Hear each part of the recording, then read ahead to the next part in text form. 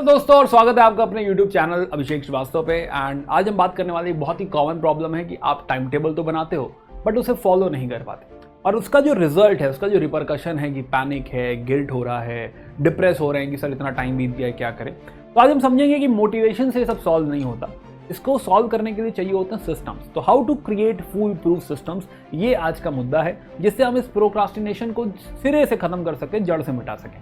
वो लोग बहुत खुशकिस्मत थे जो इश्क को काम समझते थे। हम जीते जी मशरूफ रहे कि कुछ किया, कुछ काम किया। तो ये बात शुरू करते हैं। मैं Abhishek Srivastava, I am core faculty PW only IAS, और मैं आपको हिस्ट्री और कल्चर पढ़ाता हूँ। आप मुझे स्ट्रैटेजी वीडियोस के लिए भी फॉलो करते हैं। अभी जो लास्ट वीडियो लाइव हुआ है दैट इज UPSC 2025 की स्ट्रैटेजी, राइट है ना। तो आई होप वो वीडियो आपने देखा होगा। एंड स्ट्रैटेजी वीडियोस इसलिए भी बिकॉज एक तो टीचिंग एक्सपीरियंस मुझे काफ़ी हेल्प करता है, और जो है मेरा खुद का UPSC का एक्सपीरियंस, साथ ही साथ I had met a lot of toppers. ये वीडियोस आप मेरे चैनल पे देख सकते हो, राइट, और इनसे भी सीख सकते हो, which help me have insight, real insights की हाँ जो है टॉपर्स कैसे टाइम टेबल बनाते हैं या कैसे स्ट्रैटेजाइज करते हैं। तो ये बात शुरू करते हैं। सो जैसा कि मैंने कहा कि एक ऑलरेडी वीडियो लाइव है which is how to revise like a pro, plus UPSC 2025 का स्ट्रैटेजी वीडियो भी लाइव है। Do subscribe to this channel अगर आपने अब तक सब्सक्राइब नहीं किया है। Do support this initiative, right है ना। आई एम टारगेटिंग कि हम जल्द से जल्द 10,000 फैमिली पे पहुंचे, राइट है ना। तो please help me with that. तो आइए बात शुरू करें। तो लास्ट हमने बात करी थी कि स्टडी प्लानर ऑफ CSE 2025, इसमें हमने समझा था कि प्लानर कैसे बनाते हैं। लेकिन एक बड़ी बात कि हाँ प्लानर बनाना तो हमने सीख लिया, बट प्लानर फॉलो करने के लिए it is important to create systems, right. But जैसा कि हमने कहा कि हाँ सिस्टम समझने से पहले हमें समझना पड़ेगा कि प्लानर फॉलो क्यों नहीं हो रहा। जब बन गया तो फॉलो क्यों नहीं हो रहा, because there is a big problem called procrastination. Now अगर कैम्ब्रिज डिक्शनरी की माने तो प्रोक्रास्टिनेशन कहता है कि जो हमारा दिमाग है ना, दिमाग हमारा डिले करता रहता है, कहता है कि नहीं नहीं अभी रुक जाओ, अभी मत करो, क्योंकि ये जो काम है, जो कार्य आपको दिया गया है, ये अनप्लेजेंट है, ये बोरिंग है, राइट। ऐसा हमारा दिमाग हमको कहता है। तो technically procrastination is nothing but a defensive mechanism, जो हमारे दिमाग को कहीं ना कहीं ऐसा काम करने से रोक रहा है जो कि बोरिंग है। हम जनरली मानते हैं कि प्रोक्रास्टिनेशन का मतलब ये है कि मैं आलसी हूं अगर मैं प्रोक्रास्टिनेट कर रहा हूं, है ना, ऐसा कहा जाता है। बट ये बात पूरी तरह से सही नहीं है ना। This is more like a defensive mechanism जो हमें बचाना चाहता है थोड़ा सा अनप्लेजेंट एक्सपीरियंस से। नाउ अब इसमें दिमाग हमको गुमराह करता है, बहुत तरीके से गुमराह करता है। जैसे कि हमको बताता है कि अरे बहुत समय बाकी है अभी, राइट है ना, कि हाँ अगले साल एग्जाम है, अभी से क्यों परेशान हो रहे हो, अभी 2 घंटा पढ़ ही लोगे तो क्या होगा, इतना टाइम बाकी है। तो we start to overestimate the time की बहुत बचा हुआ है। दूसरा, हम ओवर एस्टिमेट करने लगता है कि हम फ्यूचर में ज़्यादा मोटिवेटेड होंगे। आज उतना मज़ा नहीं आ रहा है लेकिन हाँ फ्यूचर में बहुत मोटिवेटेड होंगे, खूब पढ़ाई कर लेंगे। तो हम फ्यूचर मोटिवेशन को ओवर एस्टिमेट करने लगते हैं, प्लस अंडर एस्टिमेट करने लगते हैं टाइम टू कंप्लीट। हमें लगने लगता है कि 1 हफ्ता पढ़ लेंगे पॉलिटी खत्म हो जाएगा, 1 हफ्ते में हिस्ट्री खत्म हो जाएगा, एक हफ्ते में ज्योग्राफी, 2-3 महीने में पढ़ाई हो जाएगी, जो कि होता नहीं है। तो हम उस ड्यूरेशन को, टाइम कंप्लीशन के लिए जो चाहिए, उसको भी क्या करने लगते हैं, अंडर एस्टिमेट करने लगते हैं। Right frame of mind to work, कि हाँ काम करने बैठे, इच्छा नहीं हो रही है, ऐसे हम बहाने मारने लगते हैं। तो ये दिमाग हमें इस तरीके से रोकता है, राइट है ना। आपने एक्सपीरियंस किया होगा ये सब कि हाँ जो है ये प्रॉब्लम है, हमें दिमाग यही सब कह के थोड़ा सा टाल देता है, जब तक एकदम से डेडलाइन ना आ जाए, जब तक कोई एकदम से सर पे खड़ा होकर कहने ना लगे। ऑफिस से भी होता है, राइट। ऑफिस में जो है जब तक बॉस फोन करके याद ना दिलाए कि अरे 6 बजे रिपोर्ट सबमिट होनी है, 5:30 हो चुके हैं, कहाँ हो तुम, राइट हाँ, कभी 6 बजे कॉल आता है, कहाँ हो तुम। तो technically all these things basically ensure कि हम काम ना करें, राइट। नाउ अब जैसा कि हमने कहा कि नॉर्मली माना जाता है कि प्रोक्रास्टिनेशन वो लोग करते हैं जो कि आलसी होते हैं, बट इसके विपरीत ऐसा भी है कि जो लोग परफेक्शनिस्ट होते हैं। परफेक्शनिस्ट बोले तो कि मैं आंसर राइटिंग तब करूंगा जब मेरे पास पूरा कंटेंट होगा, जब मैं सब कुछ पढ़ लूंगा, जब मेरा 100% सिलेबस कंप्लीट हो जाएगा, जब मैं सर्वज्ञानी बन जाऊंगा, तब मैं करूंगा आंसर राइटिंग। नाउ वैसे तो परफेक्शनिस्ट होने में कोई बुराई नहीं है, बट परफेक्शनिस्ट बनने में आप बहुत स्लो हो जाते हैं, क्योंकि वो दिन की हाँ कभी 100% होगा। अमेजोन में कहा जाता है कि अगर आपके पास 70% इंफॉर्मेशन है तो काम शुरू करिए, है ना, ज़्यादा बहाने मत मारिए, काम शुरू करिए, क्योंकि इतना डिले नहीं चाहिए। तो परफेक्शनिज्म कहीं ना कहीं आपको बहुत लेट कर देता है, और कहीं ना कहीं जो ऑन जॉब ट्रेनिंग है कि अगर आप करने लगते तो जो सीखते और उस एक्सपीरियंस से और अच्छा करने लगते, वो टाइम भी मिस हो जाता है। तो दिस साउंड्स गुड, है ना, but this is not something जिसके ऊपर बहुत प्राउड फील किया जाए। दूसरा, कुछ लोग ड्रीमर होते हैं कि हाँ करेंगे, एक दिन आएगा, मैं ये बन जाऊंगा, मैं ये कर दूंगा, इंटरव्यू में ये कहूंगा, राइट, वो सपने ही देखते रहते हैं और इस चक्कर में वो काम अधूरा रह जाता है।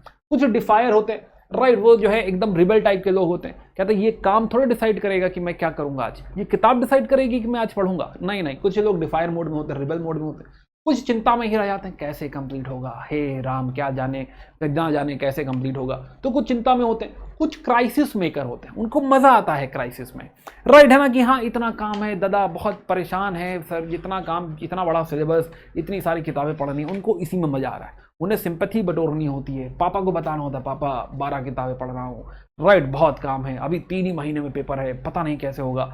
वो क्राइसिस क्रिएट करते हैं क्योंकि उनको बड़ा अच्छा लगता है इस सिचुएशन में रहना। और कुछ होते हैं ओवर डूअर। ओवर डूअर वो होते हैं जो है हैसियत से ज्यादा काम उठा देते हैं, राइट, है ना, कि 4 किताब पढ़ नहीं सकते साथ में, लेकिन टारगेट में ले लिया है कि चारों किताब आज ही खत्म कर देंगे, which is of course not possible. तो आप किसी भी पर्सनालिटी में हैं, पहले तो अपने आप को आप समझिए कि आप किस पर्सनालिटी को बिलोंग करते हैं, ताकि आपको हेल्प हो कि हाँ इस चीज से कैसे निजात पानी है, कैसे निकलना है, right. So these are the type of personas. But इससे बड़ी बात है कि इसका इफेक्ट क्या होता है। इसका फाइनल इफेक्ट अगर आप देखिए तो जैसे जैसे समय पास आने लगेगा, डेडलाइन पास आने लगेगी, आप फील करने लगेंगे स्ट्रेस कि हाँ प्रीलिम्स तो अब 3 महीने में ही है, प्रीलिम्स अब 2 महीने में ही है, राइट, है ना। मेंटल स्ट्रेस होने लगेगा। जब स्ट्रेस होगा तो फिर आप अच्छा नहीं फील करेंगे, बीमार पड़ने लगेंगे। तो मेंटल इलनेस या फिर नॉर्मल इलनेस भी, कई लोगों को जो है डाइजेशन की प्रॉब्लम होने लगती है, कई लोगों को जो है अजीब सा एनर्जी नहीं आ रही होती है, तो इस तरह से आप बीमार होने लगेंगे। यस, काफी लोग पैनिक करने लगेंगे, हे राम अब क्या करें भाई, अब तो 3 ही महीने में पेपर है, कोई हमको 8 जो है 3 महीने की स्ट्रैटेजी बता दे, कोई 8 हफ्ते की स्ट्रैटेजी बता दे कि हाँ प्रीलिम्स कैसे निकलेगा, कोई बता दे कि हाँ 2 दिन में कैसे निकलेगा, ताकि मैं किसी तरह सेलेक्ट हो जाऊं। तो वो बिल्कुल ही पैनिक मोड में है, परेशान है, राइट। एक और बड़ा खराब मोड है विच इज गिल्ट मोड, कि सर हमारा 3 महीना छूट गया है, राइट, अब समझ नहीं आ रहा, बहुत गिल्टी फील हो रही कि 3 महीना कुछ पढ़ लिया होता तो क्या होता। इसका फर्क आपकी जिंदगी में भी पड़ेगा, आपके रिलेशन से पड़ेगा। अब नाउ आपने तैयारी ही फेल होने की करी है तो बिल्कुल आप फेल होंगे, आप बिल्कुल सक्सेसफुली फेल होंगे, कोई नहीं रोक सकता। प्लस ऐसे में हड़बड़ी में कोई काम भी ठीक से नहीं होता, तो प्रोडक्टिविटी भी कम आएगी, आप पढ़ के भी ग्रास्प नहीं कर पाएंगे, समझ नहीं आएगा, राइट, दिमाग पढ़े जा रहे, पन्ने पलटे जा रहे हैं, बट दिमाग में कुछ घुस नहीं रहा। ये सारी प्रॉब्लम्स आप फेस करने लगेंगे, और कहीं ना कहीं ये सारी फेल होने की रेसिपी है, राइट, है ना, कि हाँ ना सेलेक्ट होने की ये बहुत बड़ी रेसिपी है, कि अगर आप ये सारी चीजें कर रहे हैं तो इसका रिजल्ट फाइनली अच्छा नहीं होने वाला है। तो इसीलिए बहुत जरूरी है कि हाँ जितनी जल्दी हो सके इस साइकिल से निकला जाए, इसको सॉल्व किया जाए। तो ना तो एक the plateau of latent potential जो है किताब है एटॉमिक हैबिट, उसमें ये ग्राफ दिया हुआ है, और आइए इसको जरा थोड़ा डिस्कस करते समझते हैं कि क्या कह रहा है। ये कह रहा है कि जो रिजल्ट वर्सेस टाइम या लर्निंग है, राइट, कि let's say this is learning, जैसे जैसे आप लर्न करेंगे, जैसे जैसे समय बीतेगा और आप पढ़ाई करेंगे उस समय के हिसाब से, और जो रिजल्ट आप अचीव करेंगे, not the final success but result in general, कि आपको कितना आता है, आप सेक्शनल टेस्ट में कैसा परफॉर्म कर रहे हैं।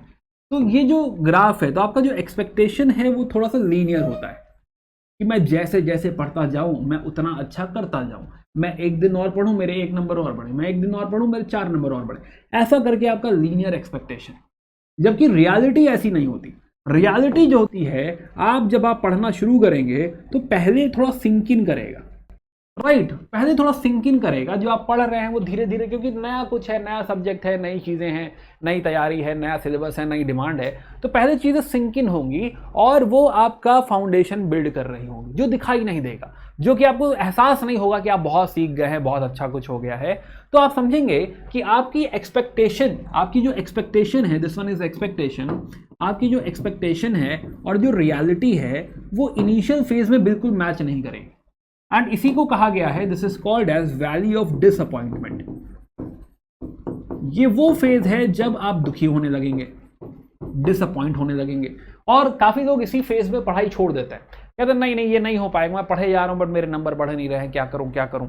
ऐसे बहुत सारी क्वेरीज आती हैं कि सर मैं 4 नंबर पे फंस गई हूं, है ना, एक सवाल में मेंस आंसर राइटिंग में 10 में से 4 आ रहे हैं मेरे, आगे नहीं बढ़ रही हूं। वो वैल्यू ऑफ डिसअपॉइंटमेंट है ना, कि हाँ आपको करते रहना होगा, और एक दिन आएगा जहां पे आप ये थ्रेशोल्ड ब्रेक करेंगे, आप अपनी एक्सपेक्टेशन को भी ब्रेक करेंगे, फिर जो रियलिटी क्रिएट होगी वो आपकी एक्सपेक्टेशन से बेटर होगी, राइट, फाइनल रिजल्ट आएगा। बट इसे रीप करने के लिए काफी लोग पहुंचते ही नहीं, वो यहीं डिसअपॉइंट होकर चीजें छोड़ देते हैं, गिल्ट होने लगता है उनको कि पता नहीं क्या हो रहा है, पैनिक करने लगते हैं कि हाँ मैं सही पढ़ भी रहा हूँ कि नहीं पढ़ रहा हूँ। तो एक तो प्रोक्रास्टिनेशन प्रॉब्लम है, और दूसरा थोड़ा सा पेशेंस भी चाहिए, परसिवरेंस भी चाहिए।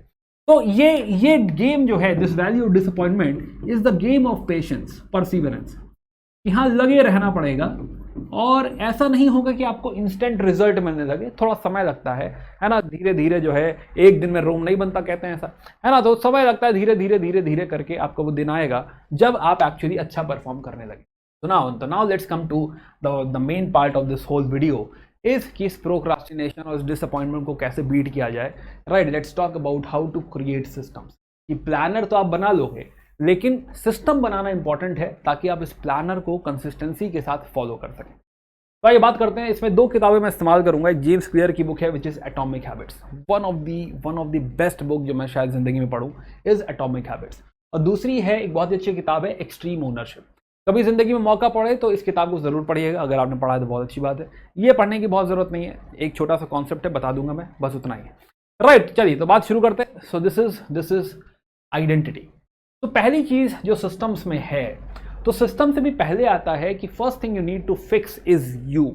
आपको अपने आप को काफी बदलना पड़ेगा, अपनी आइडेंटिटी क्या है आप। राइट, है ना, कि आप किस तरह के पर्सन हैं डीप इनसाइड, वो चीज सबसे पहले बदलने की जरूरत है। आप कहेंगे सर यही तो नहीं सुनना था। राइट, वो कैसे बदल देंगे? हाँ, तो समझो कि आप जिस लीग की तैयारी कर रहे हैं, आप जो बनना चाहते हैं वो ये लोग हैं। राइट, आप किरण बेदी जी बनना चाहते हैं, आप आर्मस्ट्रांग पावे बनना चाहते हैं। राइट, आप आदित्य श्रीवास्तव बनना चाहते हैं, टीना डबी बनना चाहते हैं। अगर कल के आदित्य श्रीवास्तव आप हैं, 2025 के आदित्य श्रीवास्तव लेट से आप हैं, तो इन दैट केस वो 9 बजे तक आप सो नहीं सकते। राइट, समझना पड़ेगा कि वो जो ट्रांसफॉर्मेशन है वो अभी से आपके अंदर आना चाहिए। अगेन रातों रात नहीं आएगा, लेकिन सबसे पहले ये एहसास कि हाँ, कल को मेरे कंधे पे बहुत बड़ी जिम्मेदारी आने वाली है।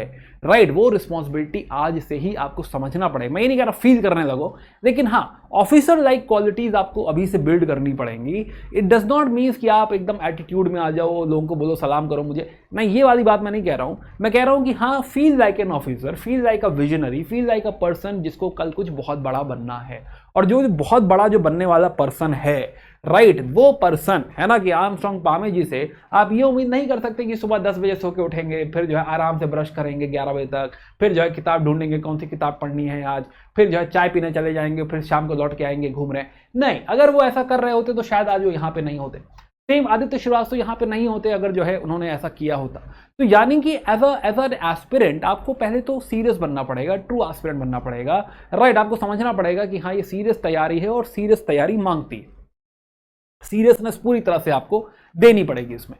तो नाउ यू अंडरस्टैंड कि जो भी बिहेवियरल चेंज जो आप एक्सपेक्ट कर रहे हैं कि हाँ, ऐसा पर्सन जो डेली 8 घंटे पढ़े, डेली 8 घंटे पढ़ता रहे, ऐसा बिहेवियर चेंज जो है वो एक हो सकता है कि आउटकम बेस्ड हो, कि क्योंकि मुझे फ्यूचर में IAS ऑफिसर बनना है तो मैं डेली 8 घंटा पढ़ूंगा। अब वो फ्यूचर बहुत दूर है, हो सकता है 1.5 साल बाद, 2 साल बाद, 2.5 साल बाद। राइट, इतना दूर का आउटकम कहीं ना कहीं आपको मोटिवेट नहीं करेगा, बहुत दूर की बात हो गई। तो आउटकम बेस्ड जो चेंजेस होते हैं वो सबसे बाहर के चेंजेस होते हैं। राइट, सबसे कोर चेंज जो है, सबसे कोर बदलाव जो है वो है आइडेंटिटी बदलाव। Right, this is again atomic habits. तो एटॉमिक हैबिट्स कहता है कि the thing you need to change first, है ना, कि हाँ, आउटकम के बेसिस पे आप कर सकते हो बट उतना इंपैक्टफुल नहीं होगा। बट अगर आप आइडेंटिटी फिक्स करोगे तो ये अंदर से बाहर की तरफ चेंजेस आएंगे। अगर आपने आइडेंटिटी फिक्स कर दिया तो ऑटोमेटिकली प्रोसेस फिक्स हो जाएगा, और जब प्रोसेस फिक्स हो जाएगा तो ऑटोमेटिकली आउटकम भी फिक्स हो जाएगा। तो आपका फाइनल रिजल्ट भी फिक्स हो जाएगा अगर आपने आइडेंटिटी को फिक्स कर दिया। तो as a person, as a basically aspirant, you need to understand कि हाँ, कुछ बेसिक बातें जो आपको हर कोई कहता है वो आपको अपने अंदर इनग्रेन करनी पड़ेगी, फील करनी पड़ेगी। You need to be discipline, you need to be consistent, और वो पेशेंस, परसिवरेंस भी चाहिए। ये कुछ चीजें रातों रात नहीं बट ग्रेजुअली आपको इनकलकेट करनी पड़ेंगी। एक दिन आप 8 घंटे पढ़िए, अगले दिन 8 घंटे पढ़िए, अगले दिन 8 घंटे पढ़िए, और धीरे धीरे ये डिसिप्लिन आप में आने लगेगा। धीरे धीरे आपको समझ में आने लगेगा कि हाँ, जो है इसके बिना नहीं होता। और अगर कभी जो है छूट भी जाए, कभी एक आध दिन मिस हो जाए, कभी आप बर्नआउट हो जाए और ना पढ़ पाए, तबीयत खराब हो जाए, तो गिल्ट ना करें। गौरी भैया कहते हैं रीस्टार्ट करें, कोई बात नहीं, कभी कभी होगा, हम भी इंसान हैं, आप भी इंसान हैं। राइट, सबके साथ होगा। तो देन इट्स रीस्टार्ट, कि हाँ भाई फिर से शुरू करेंगे, है ना। पीछे कभी गिल्ट करने का कोई फायदा नहीं है। तो देन अगेन चालू लगे रहे भाई। इंटरव्यू देने के बाद जब लोग फेल हो जाते हैं इंटरव्यू में तो फिर से प्रीलिम्स देते हैं, रीस्टार्ट करते हैं। तो हो सकता है ये रीस्टार्ट आपको डेली बेसिस पे करना हो सकता है वीकली बेसिस पे करना हो, but this is important, this perseverance is important and this consistency is important. और अगर आप लगे रहेंगे तो बात बन जाएगी। तो पहले इनर चेंज आपको लेकर आना है। सबसे पहले एज अ पर्सन अपने आप को बदलना होगा, आपको एज अ पर्सन ऑफिसर बनना पड़ेगा। This is extreme ownership. Now let me tell you about extreme ownership. Extreme ownership कहता है कि आपके जीवन में जो भी आज तक घटा है, जो हो रहा है और जो होगा, उसके जिम्मेदार आप हैं। राइट अगर आप इस बात को समझ लें कि आपका पास्ट, आपका प्रेजेंट और आपका फ्यूचर, ये सब कुछ आप ही के हाथ में। Right it is basically you who will define each and everything. अब आप बहाने मार सकते हैं, राइट कह सकते हैं कि कल लाइट नहीं आ रही थी इस चक्कर में पढ़ाई नहीं हुई, या फिर घर में कोई आ गया था। बट सेलेक्ट तो वो भी होते हैं जिनके घर नहीं होते हैं, या फिर जिनके घर में एक ही कमरा है, पूरा घर वहीं रह रहा है, तब भी वो सेलेक्ट हो रहे हैं। घर में लाइट नहीं है फिर भी वो सेलेक्ट हो रहे हैं। अभी आपने मनोज जी का एग्जांपल देखा है 12th फेल में कि हाँ उनके घर में फाइनेंशियल प्रॉब्लम भी है, 15-15 घंटे वो आटा चक्की चला रहे हैं। राइट फिर भी जो है पढ़ाई करे जा रहे हैं, लाइब्रेरी में काम कर रहे हैं, है ना, जो काम मिल रहा है वो कर रहे हैं, पैसा नहीं है बिल्कुल भी, वहीं सो जा रहे हैं। राइट है ना, रहने को घर नहीं है, कुछ नहीं है, बट फिर भी लगे रहे और एक दिन जो है आज IPS ऑफिसर है वो। तो नाउ यू कैन अंडरस्टैंड कि आप बहाने 1000 मार सकते हैं, लेकिन इस बहाने का कोई फायदा नहीं। इस बहाने का जो रिपरकशन है, जो रिजल्ट है, वो आप ही को भुगतना है। तो आप आज तक अगर कहीं नहीं पहुंचे तो उसके जिम्मेदार भी आप हैं, या कहीं पहुंच गया तब भी जिम्मेदार आप हैं। आप जिस पोजीशन में आज हैं उसके जिम्मेदार भी आप हैं। अगर आपने किसी एग्जाम की तैयारी करने की जिम्मेदारी ली है तो उसके जिम्मेदार भी आप ही हैं। अब आप कहेंगे नहीं सर पापा ने हमको ज़बरदस्ती भेज दिया। ज़बरदस्ती कैसे भेज देगा कोई? आप माने ही क्यों? आप कह देते, है ना, हिम्मत दिखाते, आप कह देते कि मैं नहीं करूंगा, मुझसे नहीं हो पाएगा, मैं कुछ और करूंगा, गिटार बजाना चाहता हूं, तो जाइए गिटार बजाइए। फिर कोई बुराई थोड़े है, हो सकता है दुनिया का सबसे बड़ा गिटार बजाने वाला आप ही बने। राइट सो नाउ वो हिम्मत आपको लानी पड़ेगी कि आप ही जिम्मेदार हैं। अगर कल को सेलेक्ट हो गए तो आप अपने लिए सेलेक्ट होंगे, अपनी मेहनत से सेलेक्ट होंगे। राइट हाँ ठीक है, बड़े बुजुर्गों का आशीर्वाद रहेगा वो अलग बात है, लेकिन खाली आशीर्वाद से तो कोई सेलेक्ट नहीं हो रहा था। राइट जब तक आप मेहनत नहीं करेंगे, पूरी तरह से प्रैक्टिस नहीं करेंगे, कंसिस्टेंट नहीं रहेंगे, तब तक सेलेक्ट तो कोई नहीं होगा। तो now it is you understand कि हाँ इट इज ऑल यू। तो ये बात अगर आपने समझ ली और ये बात अगर आपके अंदर इनग्रेन्ड हो गई कि अगर आपने आज नहीं पढ़ा तो इसकी जिम्मेदारी आप पे है, अगर आपने कल नहीं पढ़ा उसकी जिम्मेदारी आप पे है, तो आप प्रीलिम्स फेल होंगे ही होंगे, जिम्मेदारी आप पे है। तो अगर सेलेक्ट होंगे तो भी जिम्मेदारी आप पे है, नहीं सेलेक्ट होंगे तो भी जिम्मेदारी आप पे है। कोई टीचर, कोई जो है कोचिंग, कोई कुछ, किसी का कोई रोल नहीं है। हम सारे क्या हैं, सपोर्ट मात्र हैं। राइट है ना कि हाँ हम तो पढ़ा रहे हैं भाई, मेरे वीडियो पे लाखों व्यूज आ रहे हैं, जो है उससे क्या ही फर्क पड़ता है, ऐसे थोड़े लाखों लोग सेलेक्ट हो जाएंगे, है ना। सेलेक्ट उनमें से वो होंगे जो उस वीडियो को देख के इनग्रेन करेंगे, सीखेंगे, प्रैक्टिस करेंगे, जाके लिख देंगे, वो लोग सेलेक्ट हो जाएंगे। द पॉइंट इज कि हाँ you need to understand, you need to take ownership as a person, you need to change. अगर आपने एज अ पर्सन अपने आप को बदल दिया, ये आइडेंटिटी चेंज हो गई, तो आधी जंग आप आज जीत गए। राइट तो ये इस वीडियो में अगर मैं इतना भी सिखा ले गया कि आपको पहले बदलना होगा, तो इस वीडियो का जो है मकसद यहीं पूरा हो चुका है। बट अभी बहुत इंपॉर्टेंट बातें करनी है, तो आगे बढ़ते हैं। तो ना तुमने समझा कि हाँ extreme ownership is important. Right इतनी ही बात है उस किताब में। Right take ownership of everything whatever happens. इसमें कोई किसी को ब्लेम करके कोई फायदा नहीं होता। तो now will talk about other things, जिसमें जो थर्ड पॉइंट है बहुत इंपॉर्टेंट है। अब मैं यूज करूंगा एटॉमिक हैबिट, जिसमें कहा गया है कि कोई भी हैबिट क्रिएट करने के 4 स्टेप होते हैं। राइट है ना कि हैबिट जो होनी चाहिए वो ऑब्वियस होनी चाहिए कि सामने ही है, करना ही है ना। ट्रिगर जो है एकदम सामने होना चाहिए कि हाँ अरे किताब रखी, पढ़ना है। Right it is obvious, plus it is attractive. It is not about, जैसे हम लोग कहीं जा रहे होते हैं तो हमें लगता है कि जब वहां पहुंचेंगे तो मस्ती करेंगे, आपको ऐसा लगता है कि जिस दिन सेलेक्ट होंगे उस दिन अच्छा लगेगा। राइट है ना, नहीं, वो अच्छा लगना बहुत दूर की बात है। आपको हर दिन अच्छा लगना चाहिए। अगर आपने न्यूज़पेपर पढ़ा तो आपको अच्छा लगना चाहिए, अगर आपने हिस्ट्री का एक चैप्टर कंप्लीट किया तो आपको अच्छा लगना चाहिए। राइट पॉलिटी का एक चैप्टर कंप्लीट हुआ, कुछ ज्ञान आया, कोई आर्टिकल सीखा, वाह भाई वाह, आपको अच्छा लगना चाहिए।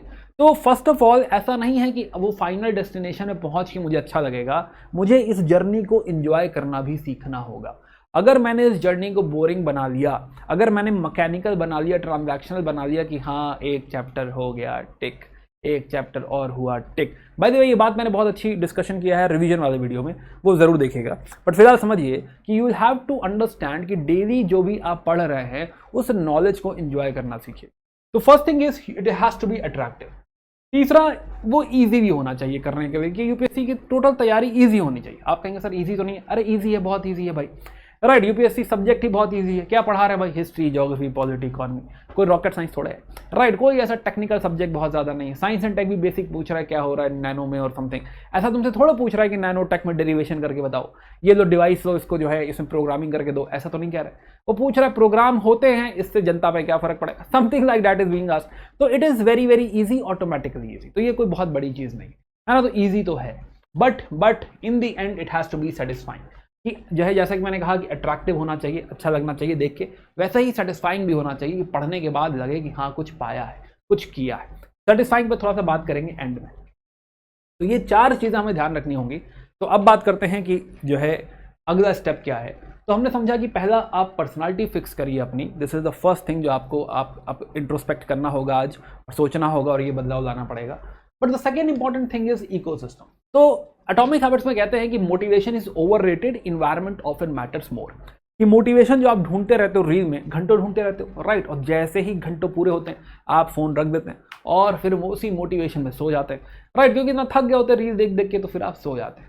तो ये सब मोटिवेशन फर्जी बातें, राइट है ना, कि हाँ मोटिवेट होके जो है कुछ बात बनेगी, ठीक है, जो भी अच्छा लगे करो जीवन में, बट स्टिल ये मोटिवेशन बहुत ही क्षणभंगुर होता है, राइट, बहुत ही मोमेंटरी होता है। What works is the environment, ecosystem। इस बात को समझते हैं। तो ये मोस्टली आप लोगों का रूम ऐसा ही होगा, which is correct as well, right है ना, कि हाँ आपका रूम ऐसा होना चाहिए। Let me add few things about this, कि आपका रूम जब आप घुसे तो आपको एकदम से रूम एहसास दिलाए। तो जो आपका रियल एनवायरनमेंट है, रियल एनवायरनमेंट एकदम से आपको एहसास दिलाए कि अरे हाँ ये मेरी सारी किताबें हैं, ये मेरी टेबल है, ये पेन है, ये जो है मैप है, राइट है ना, मैं यूपीएससी की तैयारी कर रहा हूँ, अरे क्या कर रहा था मैं, चलो बैठ के तैयारी करें, राइट। तो आप वापस टेबल पे बैठे, कोई फ्रिक्शन नहीं है, technically it should be frictionless.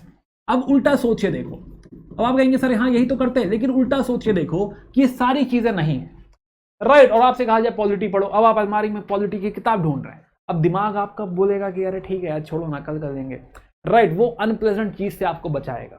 तो यही वो प्रोक्रास्टिनेशन है कि जब कोई फ्रिक्शन होता है, आपको नहीं पता कि पॉलिटी की किताब कहाँ रखी है, राइट। अब यहाँ पे जब हर चीज सेट है कि पॉलिटी यहाँ है, हिस्ट्री यहाँ है, नोट्स यहाँ है, ज्योग्राफी यहाँ है, ये सारी चीजें सेट है, नहीं सेट करते तो करो इसको, right. It should be well arranged, ताकि आंख बंद करके जो सब्जेक्ट पढ़ना वो पट से बाहर आए, राइट, नोट्स बाहर आए, पेन ब्लू पेन ये रहा, रेड पेन ये रहा, everything should be defined, everything should be set, कि हाँ वो चेयर की हाइट भी सेट है, ये नहीं कि थोड़ा सा अनकंफर्टेबल फील कर रहे हो, राइट। तो chair, table, map, pen, computer, laptop, everything is set. Automation mode, जब हम बात करेंगे ऑटोमेशन की, ऑटोमेशन मोड में जो है आपको पढ़ाई करनी है। तो नाउ यू रियलाइज कि if you have the system, तो कोई बहाना नहीं है, कोई फ्रिक्शन नहीं है, आप बस सीधे टेबल पे जाना है, किताब निकालनी है, पढ़ाई शुरू कर देनी, सिंपल। अदरवाइज आप इसी में गोल गोल घूमते रहते हैं। तो द फर्स्ट थिंग इज आपको अपना टेबल, अपना सिस्टम सेट करना होगा, खाली रियल का नहीं, इवन वर्चुअल। तो जो आपका वर्चुअल इकोसिस्टम है, आपका यूट्यूब हो गया, इंस्टाग्राम हो गया, टेलीग्राम हो गया, ये भी आपको एक ही बात याद दिलाए कि आप यूपीएससी की तैयारी कर रहे हैं, राइट। भूलने ना दे आपको कि हाँ बार बार वही चीजें आए कि अरे क्या कर रहे हो, जाओ पढ़ाई करो, जाओ पढ़ाई करो, राइट है ना, कि हाँ उसमें भी कोई जो वीडियो दिख रहा है तो हिस्ट्री का दिख रहा है, पढ़ने का दिख रहा है, राइट है ना, कुछ ऐसा नहीं दिख रहा है उसमें बीच में आपने कुछ ऐसा फॉलो कर रखा है जो नाच गाना चल रहा है, राइट, आपको कह रहा है कि अरे उधर पढ़ाई कहाँ कर रहे हैं और डांस करते हैं और मस्ती करते हैं, है ना, ये सब नहीं होना चाहिए। तो आपका जो वर्चुअल इकोसिस्टम होना चाहिए वो भी आपको पढ़ाई की तरफ ही मोटिवेट करे, then it will be much more senseful. तो the first thing need to fix is ecosystem. अब मैं मान रहा हूं कि मोस्टली ये चीज आप लोगों ने फिक्स कर रखी होगी, नहीं कर रखा है तो कर दोगे, right. Now let's talk about the another concept which is automation. अब ये और अगला टॉपिक जो है इस पूरे वीडियो की जान है, समझिएगा। ऑटोमेशन, तैयारी जो होनी चाहिए वो ऑटोमेटेड होनी चाहिए, राइट। रोज बैठ के ये नहीं सोचना है कि आज हम क्या करेंगे। तो the first thing which will help you is repetitive schedule. तो जब हम लास्ट वीडियो में बात कर रहे थे कि शेड्यूल कैसे बनाना है, तो रियलाइज करो कि शेड्यूल ऐसे बनाओ कि it is repetitive in nature. जैसे कि आज सैटरडे है और सैटरडे को तो रिवीजन ही होता है ना, ये सेट है। अब सैटरडे रिवीजन होता है, अच्छा क्या रिवाइज करना है, शेड्यूल में देखा चाहिए रिवाइज करना, किताब निकाल दी रिवाइज करने लगे। ये दिमाग में कॉग्निटिव ओवरलोड नहीं आ रहा कि आज क्या किया जाए, क्या करें, आज क्या करें, है ना, क्या वही पढ़ लें जो पढ़ रहे थे, या जो सर कह रहे थे वो पढ़ लें, या फिर रिवाइज कर ले, या टेस्ट दे दे, ये नहीं होना चाहिए। It has to be well defined. Saturday is known for revision, Sunday is known for test, कि संडे को सुबह सुबह 9 बजे टेस्ट होता है तो होता है, खत्म बात, देना ही देना है, राइट। तो हर संडे को 9 बजे, कल संडे है टेस्ट आ रहा है, कल परसों संडे है टेस्ट, तो ये चीज क्या होगी, आपकी जो बॉडी क्लॉक है, आपका जो माइंड है, हर चीज को ऑटोमेट कर देगी। आप उसी चीज के लिए सेट होंगे कि हाँ ये तो होता है भाई, सैटरडे है रिवीजन करना है, संडे है टेस्ट देना है, टेस्ट के बाद एनालाइज करना है, तो क्या होगा, ऑटोमेटिकली आप इस शेड्यूल को फॉलो करने लगे। मंडे है, मंडे को क्लासेस होती हैं, 2 क्लासेस होती हैं, एक सुबह होती है, एक शाम को होती है, राइट। पढ़ाई करनी है, क्या ही है, दिमाग नहीं लगाना है ज्यादा, ऑटोमेटिकली आप इस शेड्यूल को फॉलो करते रहेंगे, बिकॉज कॉग्निटिव ओवरलोड इस शेड्यूल में नहीं है। दिस इज रिपीटेटिव, हर वीक सेम काम सेम काम सेम काम सेम काम, और वीक दर वीक आपकी तैयारी बढ़ रही है। Another factor which will help you in automation is live batches.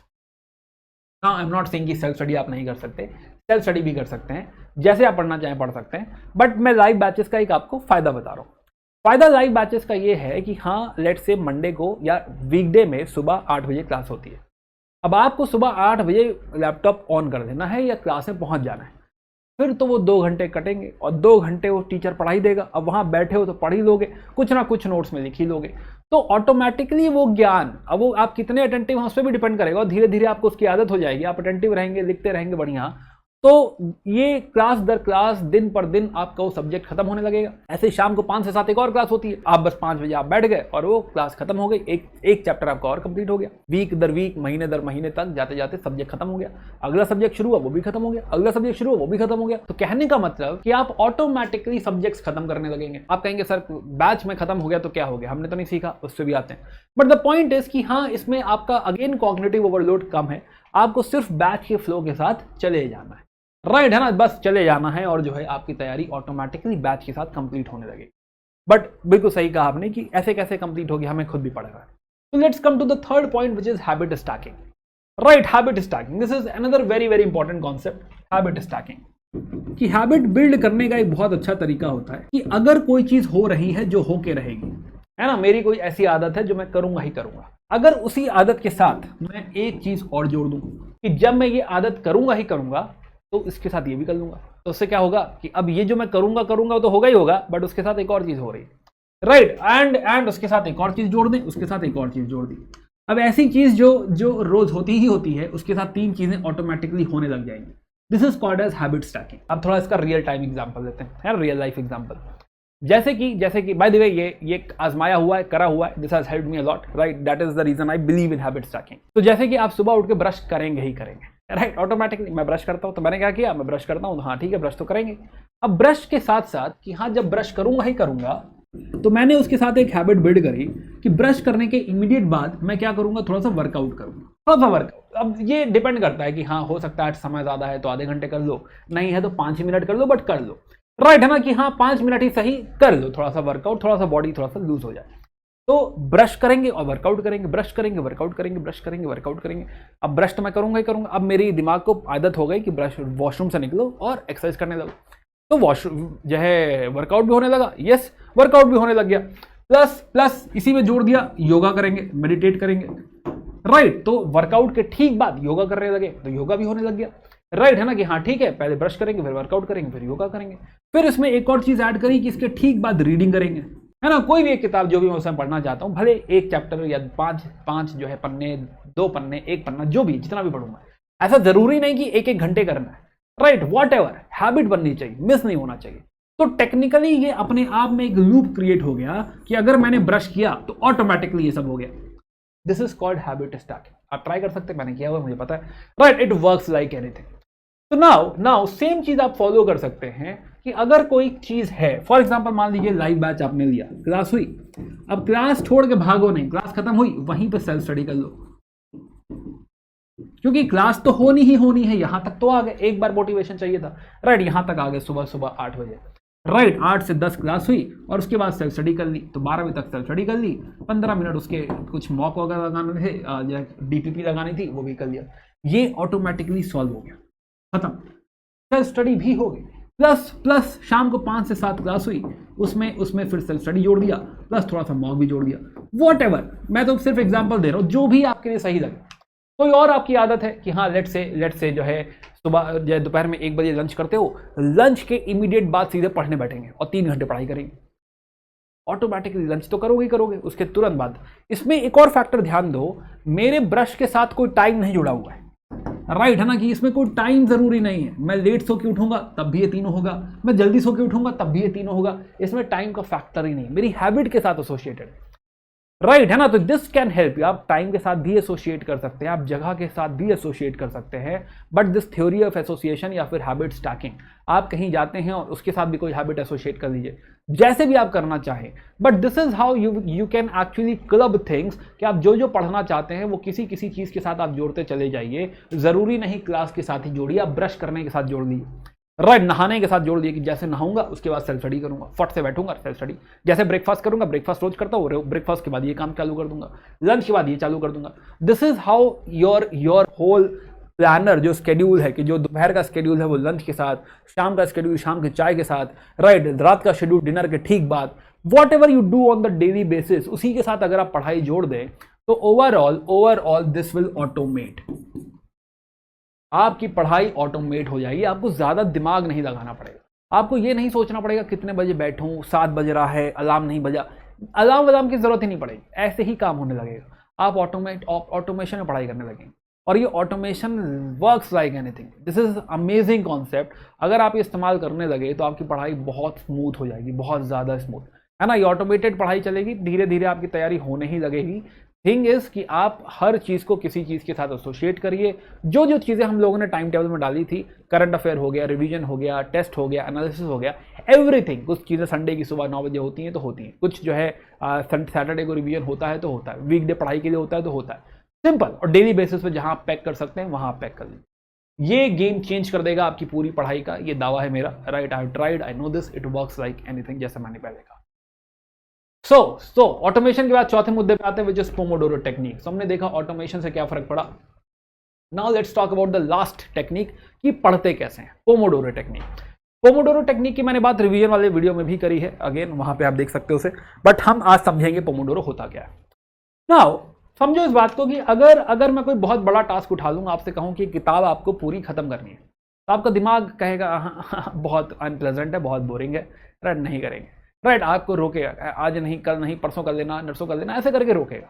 But अगर मैं आपसे कहूं कि अच्छा चलो ठीक है, एक चैप्टर पढ़ लो यार, बाकी छोड़ देना, बाद में देख लेंगे, आप कहोगे हाँ एक चैप्टर तो कर ही सकते हैं, अभी भी दिमाग कहे अनप्लेजेंट है, तो मैं कहूँ अच्छा 5 पन्ने पढ़ लो यार, 5 पन्ने पढ़ सकते हो, तो वो कहेगा हाँ। मैं कहूँगा 2 पन्ने तो पढ़ लो कम से कम, आप कहेंगे यस। तो टेक्निकली किसी बड़े टास्क को, राइट, पूरी बुक को अगर हम चैप्टर दर चैप्टर तोड़ दें तो हमारे लिए वो टास्क आसान हो जाता है। तो पोमोडोरो की खास बात यह है कि ये बड़े टास्क को छोटे छोटे पार्ट में तोड़ देता है। हम ऑलरेडी इतने बड़े सिलेबस को छोटे छोटे सब्जेक्ट में तोड़ चुके हैं, अब उस सब्जेक्ट में भी जैसे हिस्ट्री पढ़ना है तो उसको छोटे छोटे पार्ट्स में तोड़ा जाए, चैप्टर वाइज, आधा चैप्टर वाइज, जैसे भी आपको सूटेबल लगता है आपको उसे तोड़ना होगा, राइट। और फिर जो है उसके ऊपर टाइम एलोकेशन करना होगा। तो फॉर एग्जाम्पल आइए समझते हैं पोमोडोरो कैसे वर्क करता है। तो मान लीजिए आपको मॉडर्न इंडिया पढ़ना है, और मॉडर्न इंडिया का लेट से पहला चैप्टर आपने उठाया, which is decline of Mughals. अभी डिक्लाइन ऑफ मुगल्स पढ़ने के लिए हमने एलोकेट करे, हमें लगा इसमें 1.5 से 2 घंटे लगेंगे, और ये आज मेरे स्केड्यूल में है, राइट। लेट से सुबह 8 से 10 के स्केड्यूल में इसको डाल दिया है, राइट, है ना, कि हाँ मेरी क्लास के बाद है, मान लो 10 से 12 जैसे भी है, तो ना तो अभी मेरे स्केड्यूल में है। अब क्या होगा कि हम इसमें एलोकेट करेंगे कि इसको करने के लिए लगेंगे 4 पोमोडोरो। क्या होता है पोमोडोरो? एक पोमोडोरो का मतलब होता है रफली 25 मिनट्स। अब मैं टाइमर लगाऊंगा 25 मिनट का, और ये 25 मिनट तक ये टाइमर चलेगा। अभी जो 25 मिनट हैं, इस 25 मिनट में जितना पढ़ाई कर सकता हूं पूरे फोकस के साथ, इसमें कोई डिस्ट्रैक्शन नहीं हो सकता, कोई मुझे नहीं कह सकता कि हाँ धनिया लेकर आओ, 0 डिस्ट्रैक्शन के साथ मैं कुछ और नहीं कर सकता हूं। मेरे जीवन का एकमात्र उद्देश्य है इस 25 मिनट में कि मैं इस चैप्टर को पढूं, जितना पढ़ सकता हूं उतना पढूं। इसके लिए जरूरी नहीं कि कोई बहुत फास्ट रीडिंग करनी है, पन्ने पलटने। 25 मिनट में पूरी कंसंट्रेशन के साथ मुझे जो है इस चैप्टर को पढ़ना है। अब इस 25 मिनट में जहां तक भी मैं पहुंचा वहां तक पहुंचूंगा। अब क्योंकि मैं बहुत ही हाई मोड, बहुत ही स्ट्रेंथ मोड में चल रहा था, तो दिमाग को थोड़ा सा ब्रेक देना पड़ेगा। तो यहां पर हम 5 मिनट का ब्रेक लेंगे, 5 मिनट का ब्रेक, ताकि दिमाग थोड़ा सा कूल डाउन हो जाए, फिर से रीस्टार्ट करना है। And now we will start again, और फिर से एक 25 मिनट का स्पेल करेंगे, 25 मिनट। नाउ दिमाग को पता है कि मात्र 25 मिनट की तो बात है। दिमाग से कहोगे 3 घंटे 4 घंटे के लिए बैठ रहे हैं तो दिमाग रोकेगा तुम्हें, लेकिन तुम कहोगे 25 मिनट और, तो दिमाग कहेगा अच्छा ठीक है चलो 25 मिनट की बात है, 25 मिनट के लिए बैठ जाएगा, तुम्हारा पूरा साथ देगा। अगेन जीरो डिस्ट्रैक्शन, कुछ नहीं है, right, full concentration, full focus के साथ आप फिर पढ़ाई करेंगे, कंटिन्यू करेंगे। फिर 25 मिनट बाद जितना भी पढ़ लिया आपने, 5 मिनट का ब्रेक, फिर से 25 मिनट का एक्सपेल, सेम कंडीशन, फिर से 5 मिनट का ब्रेक और फिर से एक 25 मिनट का एक्सपेल। ये जो 2 घंटे कंप्लीट हुए, 2 आवर्स, इसमें जो प्रोडक्टिविटी है, जो एफिशिएंसी है वो बहुत हाई। नॉर्मली क्या होता है, ये क्या सॉल्व कर रहे हैं हम लोग, समझो इस बात को कि नॉर्मली आप टेबल पे बैठते हो फिर सोचने लगते हो हाँ ये करेंगे वो करेंगे, इंटरव्यू में ये पूछेगा, कभी कभी लाइन पे खो जाते हो कि हाँ कुछ पढ़ रहे थे, एक ही लाइन देखे जा रहे हैं, बहुत देर तक देखे जा रहे हैं, या फिर पढ़ने बैठे किसी का फोन आ गया, पूछ रहा है थाना था या कि नहीं, ये सब चल रहा है, राइट, तो आप उसमें खो गए। लेकिन जब आप पोमोडोरो में आप जाते हैं तो फिर आप इंश्योर करते हैं कि कोई फोन, कोई नोटिफिकेशन, कुछ भी आपको डिस्टर्ब नहीं कर सकता। It is deep focus, it is like meditation, right, है ना। इसमें आप इसके बाद 2 घंटे बाद 4 पोमोडोरो के बाद थोड़ा 15 मिनट ब्रेक ले सकते हो, 20 मिनट ब्रेक ले सकते हो, ऐसा भी नहीं कि चले जाओ उठ के, है ना, 15-20 मिनट वहीं रिलैक्स कर सकते हो, पॉसिबल है, राइट। लेकिन हाँ इस बीच में your efficiency will be very very high, your productivity will be very very high. आप बहुत तेजी से ये चैप्टर खत्म कर देंगे। नॉर्मली इसी काम को करने में हो सकता है आपको 6 घंटे लग जाते हैं, सरप्राइजिंग नहीं है ये, राइट, है ना। आपको लगते हैं, आपको पता नहीं है ना, कि आप एक चैप्टर 6 घंटे पढ़े जा रहे हैं, लेकिन अगर आप पोमोडोरो करेंगे तो आप सही में 2 घंटे में इसे खत्म कर ले जाएंगे। अब इतना सैक्रोसैक्ट भी नहीं है कि 2 घंटे में खत्म नहीं हुआ तो पन्ने फाड़ दिए, राइट, ये सब नहीं करना है, ठीक है, थोड़ा सा और टाइम दे देंगे। 25 मिनट की जगह कभी 30 मिनट खिंच गया तो it is okay, it is fine. 40 minute हो गया, आप 40-40 मिनट के स्लॉट भी दे सकते हैं, जो भी आपकी स्टैमिना है, जो भी कैपेबिलिटी है, उसके हिसाब से आप इसको कर सकते हैं। ऐसा कोई ज़रूरी नहीं है कि आप यही एग्जैक्टली फॉलो करें। दिस इज एग्जैक्ट पोमोडोरो जो कहा जाता है, पोमोडोरो टेक्निक, आप अपने हिसाब से मॉडिफाई कर सकते हैं। ऐसा मॉडिफाई मत कर देना कि हाँ 5 मिनट पढ़ेंगे, 25 मिनट का ब्रेक लेंगे, ऐसा कोई मॉडिफिकेशन नहीं चाहिए।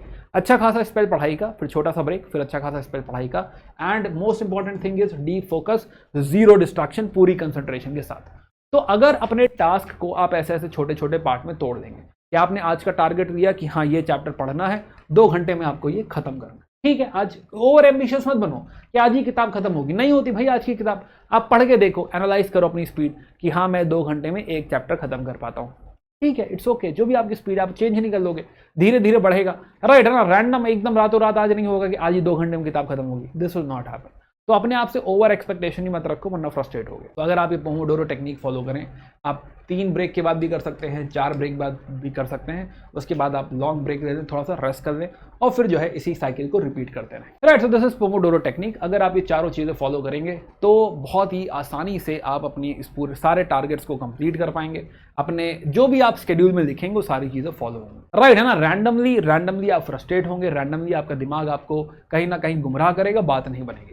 बट अगर आप ऐसे करेंगे तो पूरी उम्मीद है कि आप 100% इंटरव्यू कॉल तक आ जाएंगे। Now this was the pomodoro technique. Now let's come to the last part, is 5वां पार्ट, कि ये चारों तो करना है, but one more thing which is very very important is reward. क्या है, आपका दिमाग भी समझ जाएगा आप बेवकूफ बना रहे हैं, राइट, है ना। ज्यादा खेलोगे दिमाग से, दिमाग कहेगा अरे मैं तुम्हारा ही दिमाग में पता है क्या चल रहा है। तो it is very very important to reward yourself, कि अपने दिमाग को, अपने आप को रिवॉर्ड करो। जैसे आपने दिन भर का टारगेट कंप्लीट किया तो ठीक है, 15 मिनट का कुछ इंटरटेनिंग वीडियो देख लिया, आधे घंटे कुछ देख लिया, समथिंग जो आपको अच्छा लगता है, कुछ खा लिया कि हाँ अगर सारे टारगेट कंप्लीट हुए तो आज समोसा खाऊंगा, राइट, सारे टारगेट कंप्लीट हुए तो आज छोले भटूरे खाऊंगा, या फिर कुछ हेल्दी खा लिया, सेब खाऊंगा, राइट। अगर पूरे हफ्ते मैंने सही कर लिया, टेस्ट में अच्छा परफॉर्म किया, तो मैं लेट से पिज़्ज़ा खाऊंगा या फिर कहीं घूमने चला जाऊंगा। पूरे महीने अगर मैंने ऐसा कर लिया तो मैं जो है ट्रक पे चला जाऊंगा, समथिंग लाइक दैट, कहीं जो है मनाली चला जाऊंगा। कुछ इस तरीके से आपको अपना ही एक रिवॉर्ड सिस्टम बनाना होगा और अपने बिहेवियर को रिवॉर्ड भी करना होगा, क्योंकि जो रियल रिवॉर्ड है वो बहुत दूर है, राइट, है ना। वो आएगा 1.5 साल 2 साल बाद, और अगर वो नहीं आया तो आप और फ्रस्ट्रेट हो जाएंगे। तो it is okay, it is fine कि आप हर विन को सेलिब्रेट करें, छोटी छोटी बातों को भी सेलिब्रेट करें कि हाँ आज मैंने पूरे टास्क कंप्लीट किए हैं, it's a win, it's a small win. But अपने दिमाग को बताओ कि ये विन ज़रूरी है। उससे क्या होगा, ये जर्नी सेटिस्फाइंग हो जाएगी, अच्छी लगने लगेगी। हाँ यार ठीक है, वो बात का रिजल्ट बात की बात है, पहले छोटी छोटी जीत हासिल करी जाए, फिर वो अपने आप वो बड़ी जीत क्रिएट होने वाली है। तो this reward system is super important. अपने आप को ब्लेम मत करो, गिल्ट में मत जाओ, it is okay, in the and it's an examination only, right. आपकी जान से ज्यादा इंपॉर्टेंट नहीं है, आपसे ज्यादा इंपॉर्टेंट नहीं है, आपकी हेल्थ से ज्यादा इंपॉर्टेंट नहीं है, राइट, है ना। कि हाँ जरूरी है जिंदगी में, अगर आप सेलेक्ट हो गए तो जिंदगी बदल जाएगी, माना, लेकिन उसके लिए एक लिमिट तक सैक्रिफाइसेस ही करने हैं। राइट है ना, जान लगा देंगे बट जान दे नहीं देंगे, राइट है ना। जो समझिएगा इस बात को कि हाँ it is important, no doubt, पूरी शिद्दत के साथ जो है मेहनत करनी है, राइट, लेकिन हर कुछ भी सेक्रीफाइस नहीं कर देना है ना। इसीलिए ज़रूरी है कि ये छोटी छोटी जीतों को भी सेलिब्रेट करते रहें, इस प्लान को पूरी तरह फॉलो करें। तो now we have completed the whole structure कि किस तरीके से आप CSE 2025 की तैयारी कर सकते हैं। और अगर जैसा कि मैंने कहा कि अगर आप ये तैयारी करेंगे तो डेफिनेटली 2025 में आपको सक्सेस ज़रूर मिलेगी, राइट। बाकी do let me know in the comment section कि अगर आपको वीडियो पसंद आया हो, आपको कुछ हेल्प हुआ, please do subscribe to the channel as well, right है ना। ये मेरा टेलीग्राम चैनल है जहाँ पे मैं अपडेट्स देता रहता हूँ, और ये इंस्टाग्राम पे your_अभिषेक सर आप मुझे फॉलो कर सकते हैं। टेलीग्राम ये स्कैन करके पहुँच सकते हैं, नहीं तो ढूंढ के पहुँच सकते हैं, जैसे भी आपको सही लगे, राइट है ना। ये लिंक भी इसी का, जैसे भी आप पहुँच पाए। प्लस सब्सक्राइब करना नहीं भूलेंगे, लाइक करेंगे और बच्चों को बताएंगे। अच्छा एक और बात कि हाँ जो है you will find in my home page RS Sharma पढ़ा रखी है मैंने, स्पेक्ट्रम पढ़ाई हुई है ना। ये सारी चीज़ें आप यहाँ से पढ़ सकते हैं, अपने दोस्तों को बता सकते हैं, शेयर कर सकते हैं, ये वीडियो शेयर कर सकते हैं दोस्तों के साथ, राइट। तो खैर मिलते हैं in the next video. Do let me know in the comment section कि मैं और किन जो है टॉपिक से बनाऊँ। एक तन्वी के मैसेजेस आ रहे हैं for medieval, I am working on it, let me see कितनी जल्दी हम जो है इसको लाइव कर पाएंगे, बट या सो आई एम ट्राइंग। और वापस मिलते हैं in the next video. Bye bye, take care and good day.